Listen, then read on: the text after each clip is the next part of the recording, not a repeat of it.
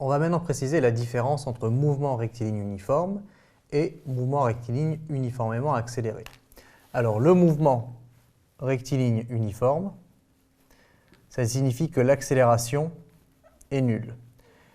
Et donc que l'objet, le point ou le véhicule, roule à vitesse constante en ligne droite.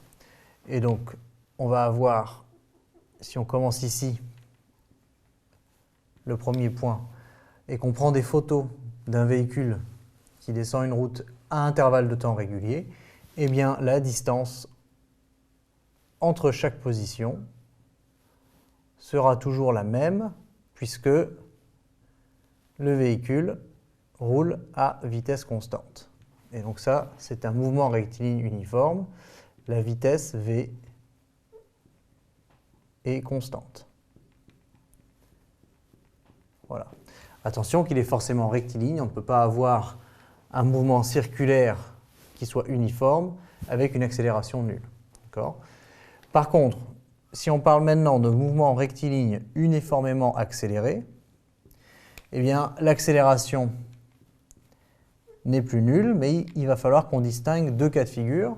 Si on se replace dans le même cas de figure que précédemment avec une voiture qui descend une route et on prend des photos à intervalles de temps réguliers, soit on va remarquer que la distance entre les positions de la voiture devient de plus en plus grande en fonction du temps qui s'écoule.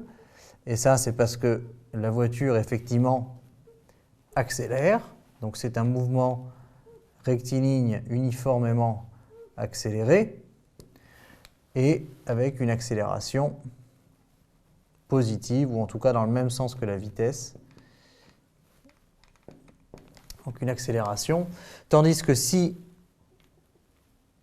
on a une voiture qui va ralentir de plus en plus à mesure que le temps s'écoule, et bien on va voir la distance entre les différentes positions se rétrécir. Et ça, ce sera encore un mouvement rectiligne uniformément accéléré, mais c'est une décélération.